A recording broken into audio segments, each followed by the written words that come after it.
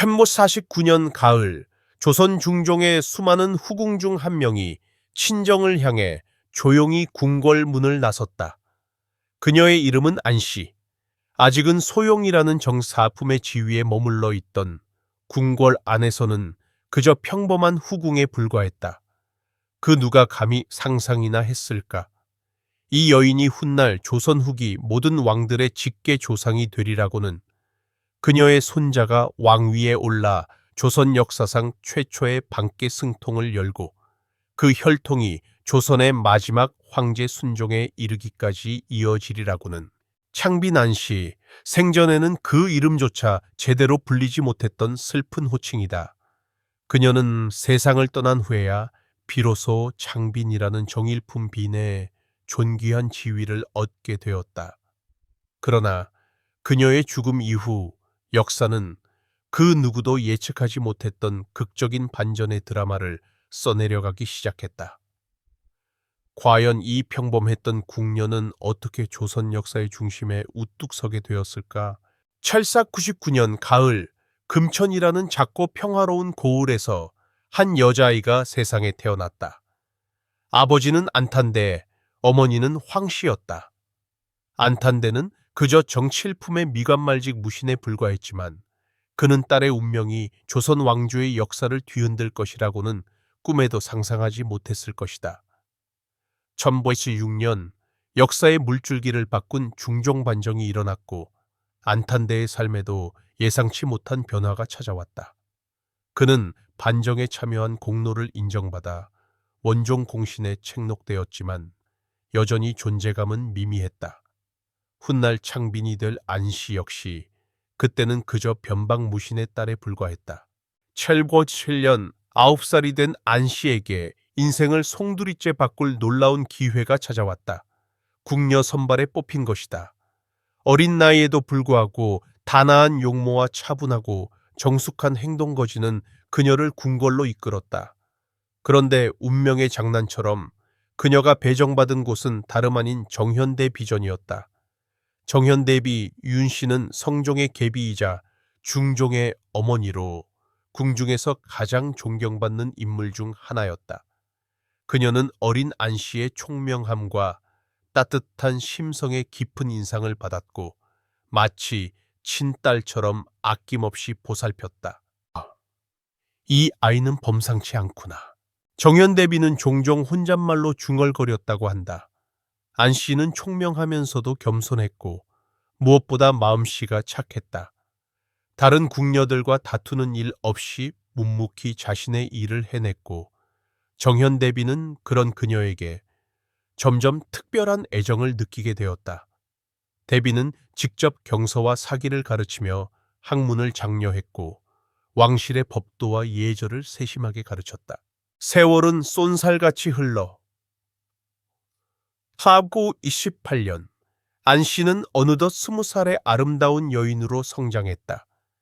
정현대비는 아들 중종에게 후궁을 드릴 계획을 세우고 있었고 그녀의 눈에 안씨만큼 적합한 여인은 없어 보였다. 전하, 제가 아끼는 궁녀 하나를 소개해 드리고 싶습니다. 정현대비의 적극적인 추천으로 안씨는 중종의 승은을 잊게 되었다. 20살의 안씨와 47살의 중종, 무려 27살이라는 나이 차이에도 불구하고 중종은 안씨의 차분하고 정숙한 성품에 매료되었다. 화려한 미모는 아니었지만 그녀에게는 왠지 모르게 사람을 편안하게 해주는 특별한 매력이 있었다. 1920년 안씨는 정오품 상궁에 제수되어 후궁으로서 첫걸음을 내딛었다. 그리고 이듬해인 1921년 그녀는 첫 아들 영양군 이거를 낳았다. 궁궐은 축제 분위기에 휩싸였고 특히 정현대비는 누구보다 기뻐했다. 자신이 손수 키워낸 궁녀가 왕자를 낳았으니 그 기쁨은 이루 말할 수 없었을 것이다. 하지만 안씨에게 닥친 진정한 시험은 이제부터 시작이었다. 궁중은 후궁들 간의 치열한 경쟁이 끊이지 않는 곳이었고 특히 1915년에 입궁한 문정왕후 윤씨는 권력욕이 강한 여인이었다. 정비의 자리에 오른 그녀는 안씨를 눈엣가시처럼 여겼을까? 놀랍게도 문정왕후는 안씨를 적대시하지 않았다. 오히려 우호적인 관계를 유지했다. 그 이유는 안씨가 욕심을 부리지 않았기 때문이다. 그녀는 권력 다툼에 휘말리지 않았고 오직 자신의 소임에만 충실했다. 문정왕후 역시 그런 안씨의 모습을 인정할 수밖에 없었다. 1526년 안씨는 딸 정신옹주를 낳았고 1529년에는 종사품 숙권으로 진봉되었다. 후궁으로서 차근차근 지위를 쌓아가고 있었다. 그러던 1930년 안씨에게 운명을 송두리째 바꿀 아들이 태어났다. 바로 더 큰 군 이초였다.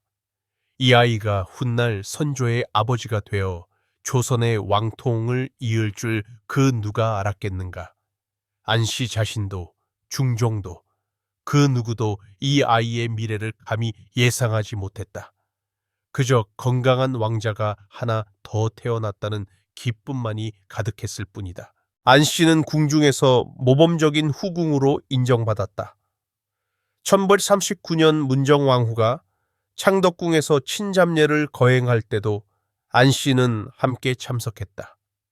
친잡례는 왕비가 직접 누에치기를 보이는 중요한 의식이었는데 안씨가 참석했다는 것은 그만큼 문정왕후의 신임을 받았다는 의미였다. 그녀의 겸손하고 사려 깊은 성품은 궁궐 사람들 모두의 칭찬을 받았다. 이러한 안씨의 모습을 흐뭇하게 지켜보던 중종은 1940년 그녀를 종삼품 수경으로 진봉했다. 궁녀 출신으로서는 매우 파격적인 신분 상승이었다. 하지만 1944년 안씨의 인생에 큰 전환점이 찾아왔다. 중종이 세상을 떠난 것이다. 재위 39년 만의 일이었다. 중종이 승하하자 안씨는 전례에 따라 인수궁으로 물러나려 했다. 왕이 죽으면 후궁들은 궁을 떠나는 것이 관례였기 때문이다. 그런데 뜻밖의 일이 벌어졌다. 문정왕후가 안씨를 붙잡은 것이다. 안혜씨는 궁에 그대로 머물러 있으시오. 문정왕후의 특별한 명령이었다. 왜 그랬을까? 문정왕후는 이미 안씨의 인품을 높이 평가하고 있었다. 무엇보다 안씨의 자녀들, 특히 더 큰 군과 좋은 관계를 유지하고 싶었던 것 같다. 문정왕후 자신의 아들 명종과 더 큰 군은 형제 사이였는데 훗날을 위해서라도 좋은 관계를 유지하는 것이 중요하다고 판단했을 것이다. 인종이 즉위했지만 3개월 만에 갑작스럽게 세상을 떠나면서 명종이 왕위에 오르게 되었다. 당시 명종은 겨우 12세였고 문정왕후가 수렴청정을 하게 되면서 안씨는 계속 궁에서 지내게 되었다. 명종과 더 큰 군, 그리고 더 큰 군의 아들들과 안씨의 관계는 점점 더 돈독해졌다. 1549년 가을, 안씨는 친정을 방문하기 위해 궁을 나섰다. 그러나 그것이 마지막이 될 줄 그 누가 알았겠는가. 10월 18일, 안씨는 51세의 나이로 갑작스럽게 세상을 떠났다. 친정에서 일어난 일이었다. 안씨의 갑작스러운 죽음은 궁궐에 큰 충격을 주었다. 문정왕후는 진심으로 슬퍼했고 명종 또한 마음 아파했다. 특히 더 큰 군과 그의 아들들에게는 어머니이자 할머니를 잃은 슬픔은 이루 말할 수 없이 컸다. 안씨는 처음 양주 장흥리에 안장되었다. 하지만 이듬해 더 큰 군은 풍수가들의 조언을 받아 묘를 이장하기로 결심했다. 그곳은 바로 과천현 동작리, 지금의 동작동 국립서울현충원 자리였다.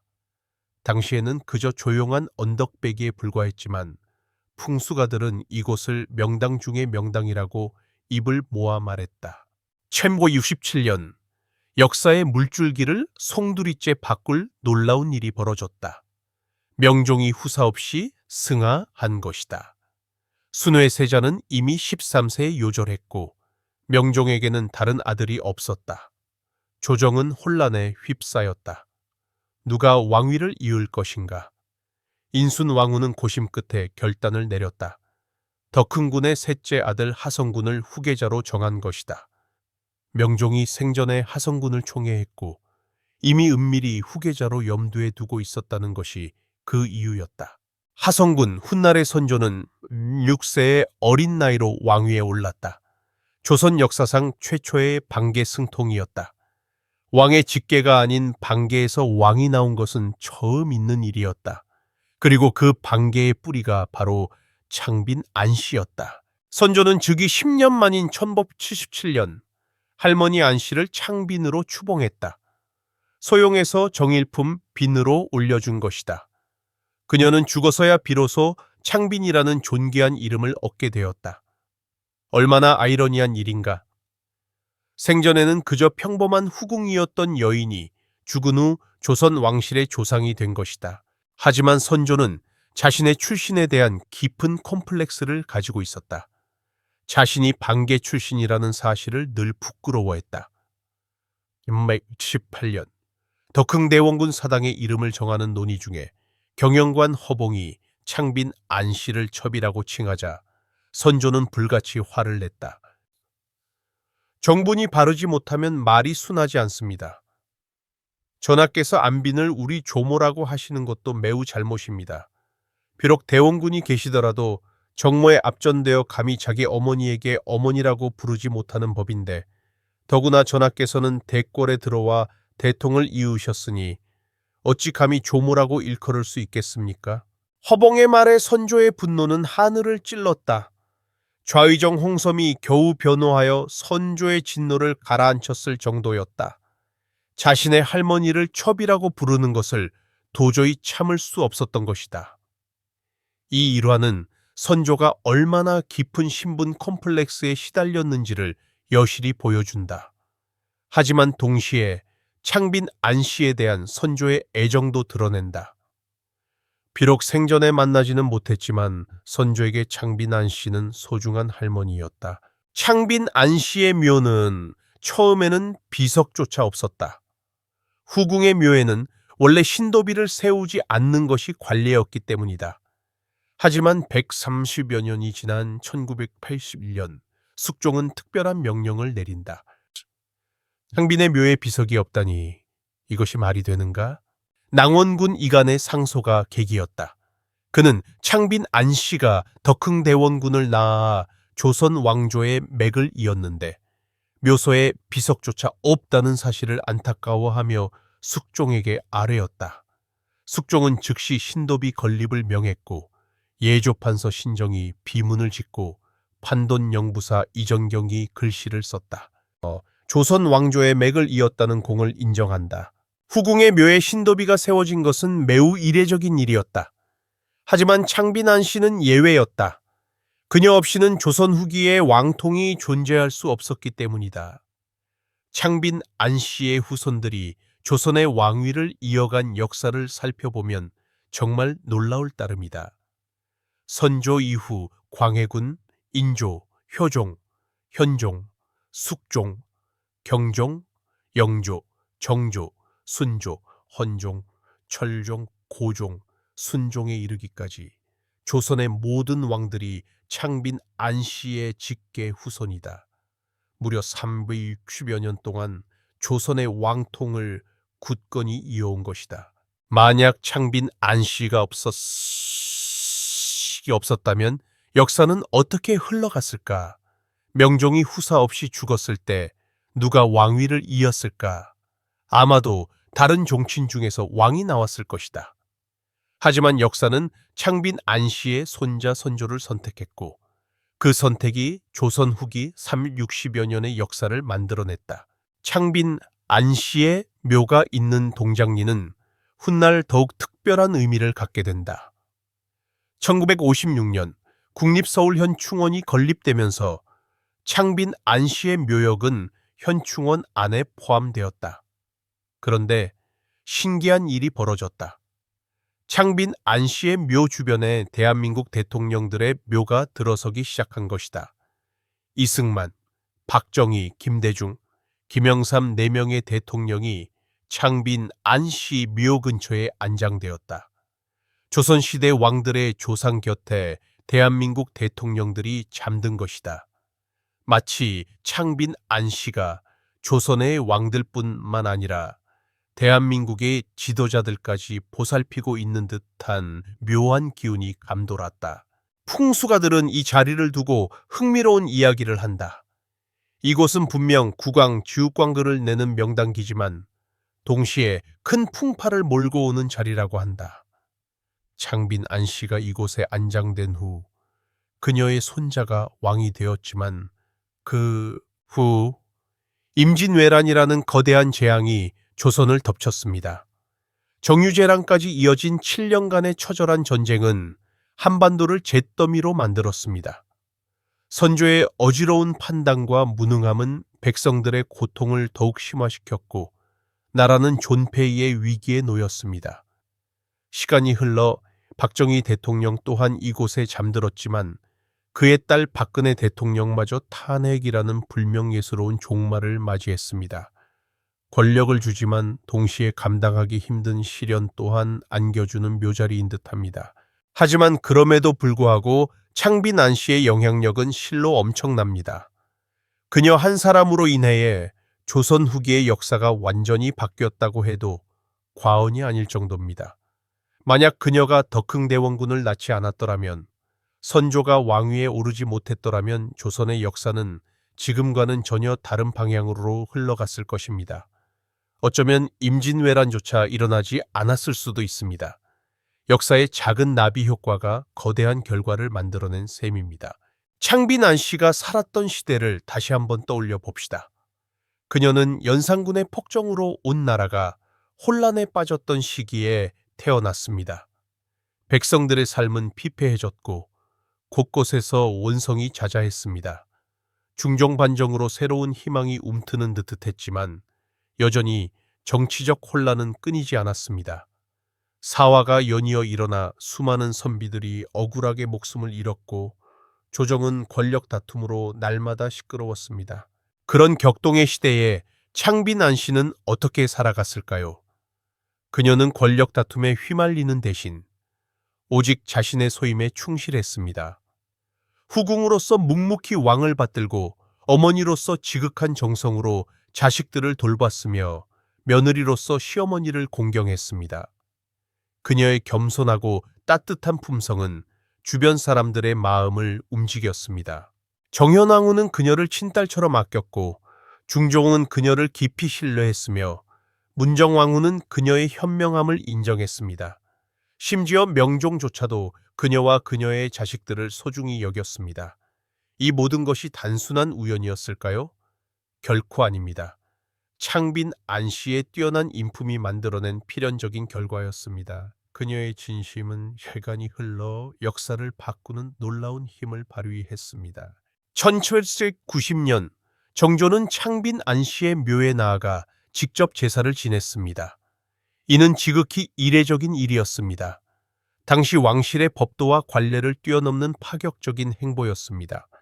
정조에게 창빈 안씨는 과연 어떤 존재였을까요? 그는 왜 그토록 창빈 안씨를 존경하고 숭모했을까요? 그녀는 단순한 조상이 아니라 조선 왕실의 뿌리이자 자신이 존재할 수 있게 해준 근원이었습니다. 창빈 안씨의 삶을 통해 우리는 조선시대 여성들의 고된 삶을 엿볼 수 있습니다.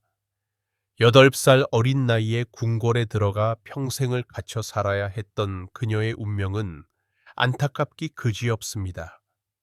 자신의 의지와는 상관없이 정해진 삶이었지만 그녀는 주어진 운명 안에서 최선을 다했습니다.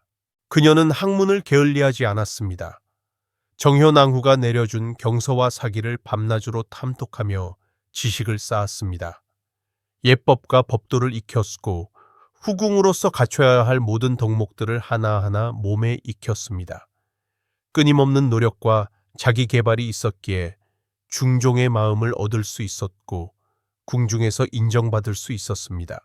창빈 안씨의 자녀들 또한 어머니의 훌륭한 품성을 닮아 바르게 자랐습니다. 특히 맏아들 덕흥군은 성품이 온화하고 학문을 좋아했습니다. 그의 겸손하고 사려 깊은 성격은 많은 사람들에게 깊은 인상을 남겼습니다. 이러한 긍정적인 관계가 있었기에 명종은 후사를 정할 때 덕흥군의 아들 하성군을 선택할 수 있었습니다. 선조가 왕이 된 후 창빈 안씨에 대한 예우는 더욱 높아졌습니다. 선조뿐만 아니라 후대 왕들 또한 창빈 안씨를 존경하며 조상으로 받들었습니다. 그녀의 신주는 덕흥 대원군의 사당에 모셔졌고 후손들이 대대로 제사를 지냈습니다. 그녀의 이야기는 끊임없이 회자되며 왕실의 귀감이 되었습니다. 하지만 창빈 안씨는 과연 이 모든 영광을 예상했을까요? 아마도 아니었을 것입니다. 그녀는 그저 자신에게 주어진 일에 최선을 다했을 뿐입니다. 며느리로서, 후궁으로서, 어머니로서 자신의 역할에 묵묵히 충실했습니다. 그런 그녀의 성실함과 진심 어린 정성이 훗날 이토록 놀라운 결과를 만들어낸 것입니다. 창빈 안 씨의 이야기는 우리에게 무엇을 말해줄까요? 때로는 현재가 어둡고 절망스러워 보여도 우리가 지금 하고 있는 작은 일들이 미래에 어떤 의미를 가지게 될지 아무도 모른다는 것입니다. 창빈 안 씨 또한 자신이 조선 후기 왕통의 시조가 되리라고는 상상조차 하지 못했을 것입니다. 그녀의 삶에서 가장 인상적인 것은 바로 겸손함입니다. 다른 후궁들과 치열하게 경쟁하려 하지 않았고 오직 자신에게 주어진 자리에서 묵묵히 최선을 다했을 뿐입니다. 그런 그녀의 겸손한 태도와 진심 어린 마음이 모든 사람들의 존경을 받았고 결국 역사를 바꾸는 위대한 힘이 되었습니다. 창빈 안 씨의 신도비에는 다음과 같은 글이 새겨져 있습니다. 성품이 단정하고 온화하여 왕대비와 왕비의 인정과 신뢰를 받았다. 단순해 보이는 이 문장 속에 그녀의 모든 것이 담겨 있습니다.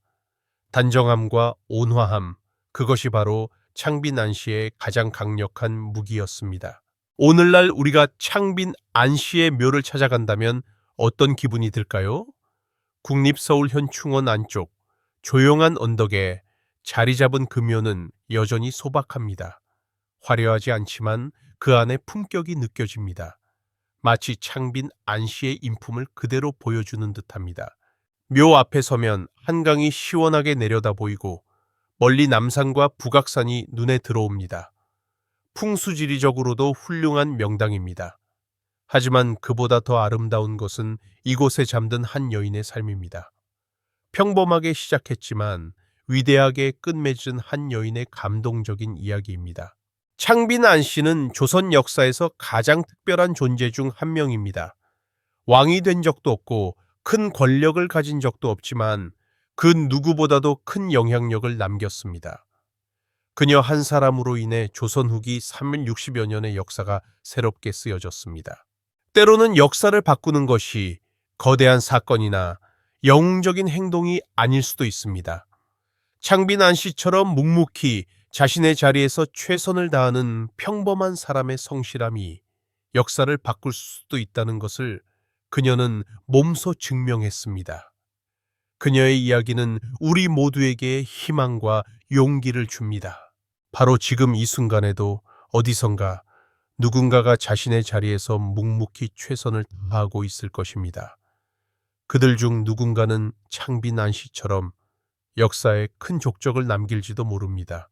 우리는 아직 모르고 있을 뿐입니다. 미래는 예측할 수 없는 가능성으로 가득 차 있습니다.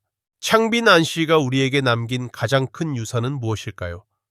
왕통도 아니고 권력도 아닙니다. 바로 성실함과 겸손함입니다. 자신에게 주어진 역할에 최선을 다하는 숭고한 태도입니다. 그런 그녀의 아름다운 모습이 500년이 지난 지금도 우리에게 깊은 감동을 선사합니다. 1549년 가을, 친정을 향해 조용히 궁궐문을 나섰던 한 여인. 그때는 그저 평범한 후궁의 외출이었을 뿐이었습니다. 하지만 그 여인의 삶은 훗날 조선 역사 전체를 송두리째 바꿔놓았습니다. 창빈 안 씨, 조선 최초 반개 승통의 뿌리가 된 위대한 궁녀. 그녀의 이야기는 오늘도 동작동 언덕에서 조용히 그리고 영원히 계속될 것입니다. 여러분도 창빈 안 씨의 이야기를 통해 많은 것을 느끼셨을 것입니다. 평범한 삶도 충분히 위대할 수 있다는 것, 그리고 현재의 성실함이 미래의 기적을 만들어낼 수 있다는 것을 말입니다. 오늘 이 이야기가 여러분의 마음에 작은 감동과 울림을 선사했기를 바랍니다. 지금까지 창빈 안 씨의 감동적인 이야기였습니다. 구독과 좋아요는 더 많은 역사 이야기를 만드는 데 큰 힘이 됩니다. 다음에 또 흥미진진하고 유익한 역사 이야기로 찾아뵙겠습니다. 감사합니다.